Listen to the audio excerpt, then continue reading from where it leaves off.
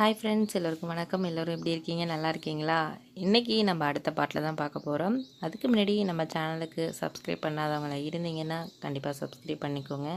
கண்டிப்பாக சப்ஸ்கிரைப் பண்ணிடுவீங்கன்னு நினைக்கிறேன். வாங்க வீடியோக்குள்ளே போகலாம். அவங்க அண்ணன் வந்து என்ன சொல்கிறாருன்னா, தம்பி வந்ததுக்கப்புறம் வாடா வந்து உட்காரு, நான் உனக்கு வந்து காஃபி எடுத்துகிட்டு வர சொல்கிறேன் நீ அப்படின்னு சொல்கிறாரு. இருக்கட்டும்ண்ணே அப்படின்னு சொல்லிட்டு பேசிக்கிட்டு இருக்காங்க. நீ போய் ஃபஸ்ட்டு குளிச்சுட்டு வாடா, குளிச்சுட்டு வந்ததுக்கப்புறம் நம்ம எல்லாம் பேசிக்கலாம் அப்படின்னு சொல்லிட்டு அந்த வீட்டில் ஒரு 2 ரூம் இருக்குது. அதில் ஒரு ரூம் அவங்க அண்ணா அண்ணி எடுத்துக்கிட்டு இவங்களுக்கு ஒரு ரூமை கொடுக்குறாங்க. நீ இப்போ ஃபஸ்ட்டு குளிச்சுட்டு வா, அதுக்கப்புறம் பார்த்துக்கலான்னு சொன்னதுக்கப்புறம் சரி ஹீரோவும் போயிட்டு குளிச்சுட்டு வராரு. குளிச்சுட்டு வந்ததுக்கப்புறம் என்ன ஆகுதுன்னு பார்த்தீங்கன்னா, அவங்க அண்ணி வந்து காஃபி போட்டாந்து கொடுக்குறாங்க. என்ன தம்பி நல்லா இருக்கீங்களா என்னன்னு கேட்குறாங்க. நல்லா இருக்கேனே, நீங்கள் எப்படி இருக்கீங்க? ரொம்ப நாளாச்சு நீங்கள் ஊருக்கு வந்து அப்படின்னு.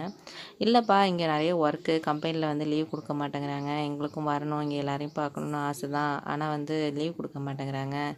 சண்டே மட்டும்தான் லீவு, அதுவுமே பார்த்தீங்கன்னா க்ளீனிங் ஒர்க்லேயே போயிடுது அப்படின்னு சொன்னாங்க.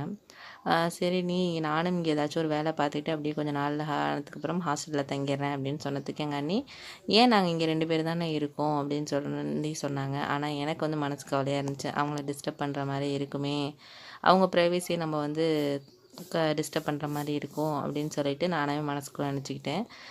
அண்ணன் வந்து இதுக்கப்புறம் சொன்னார், சாப்பாடு வந்து எடுத்து வச்சுருக்கோண்டா, நாங்கள் வேலைக்கு போயிட்டு வரோம், நீ சாப்பிட்றா அப்படின்னு சொல்லிட்டு எல்லாம் எடுத்து வச்சுட்டு போனாங்க. நான் அதுக்கப்புறம் 9 மணிக்கு சாப்பிட்டேன். சாப்பிட்டுட்டு டிவி பார்த்துக்கிட்டு அப்படியே போணுச்சு இன்றைக்கி நாள் ஃபுல்லாக. நைட்டு வந்து அண்ணன் வந்து ஒரு விசிட்டிங் கார்டு கொடுத்தான்.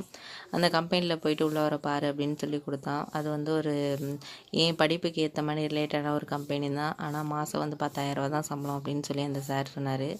பரவாயில்ல, நம்ம ஊரில் இருந்து ஒன்றுமே இல்லாமல் இருக்கிறதுக்கு இங்கே அட்லீஸ்ட் ஒரு 10,000 ஆச்சு நம்மளுக்கு கிடைக்கிது அப்படின்னு சொல்லிட்டு சந்தோஷப்பட்டுக்கிட்டே நைட்டு வீட்டுக்கு வந்து அண்ணன்ட்ட சொன்னேன் இது மாதிரின்ட்டு. நீ கொடுத்த கம்பெனி வந்து ஓகே சொல்லிட்டாங்க, நான் இங்கேயே வேலை பார்க்குறேன், எனக்கும் பரவாயில்ல அப்படின்னு சொன்னேன்.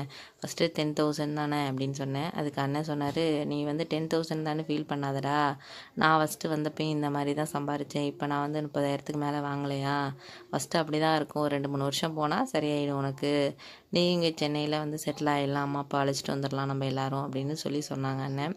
சரிண்ணே ஓகே, நான் நாளைக்கு வேலைக்கு போகிறேன் அப்படின்னு சொன்னேன். அப்போ தான் வந்து வேலைக்கு போயிட்டு இப்படியே போயிட்டு இருந்துச்சு. ஒரு மாதம் இப்படியே போயிட்டு இருந்துச்சு. அந்த சமயத்தில் தான் வந்து என்னாச்சுன்னா, எங்கள் அண்ணியோட அம்மா வந்து ஊர்லேருந்து வந்தாங்க. அவங்களுக்கு எங்கள் அண்ணிக்கு அப்பா கிடையாது. என் அண்ணிக்கு வந்து அம்மா மட்டும்தான். அவங்களுக்கு 2 பொண்ணுங்க இருக்கிறதுனால இவங்க வீட்டில் கொஞ்சம் நாள் இருப்பாங்க, அவங்க வீட்டில் அப்படி தான் மாறி மாறி தான் இருப்பாங்க. திடீர்னு வந்து வந்தாங்க. வந்ததுக்கப்புறம் வந்து என்கிட்ட பேசிக்கிட்டு இருந்தாங்க, நானும் அவங்கக்கிட்ட பேசிக்கிட்டு இருந்தாங்க. 2 பேரும் வந்து நல்ல ஃப்ரெண்ட்ஸாகவே ஆகிட்டோம் அந்த மாதிரி. ஏன்னா அப்போலேருந்தே அவங்க நல்லா பேசுவாங்க. ஆனால் வந்து இப்போ வந்து இன்னுமே நல்லா என்கிட்ட பேசினாங்க. எனக்கு ரொம்ப அவங்க பேசினது ரொம்ப பிடிச்சிருந்துச்சு. நல்லா காமெடியாக பேசினாங்க. சனி ஞாயிறு மட்டும் வந்து என்ன ஆகும்னு பார்த்தீங்கன்னா, நானும் அத்தை மட்டும்தான் 2 பேரும் வீட்டில் இருப்போம். அதுக்கப்புறம் என்ன நடந்துச்சு அத்தைக்கும் எனக்குங்கிறத நான் நெக்ஸ்ட் பார்ட்டில் சொல்கிறேன்.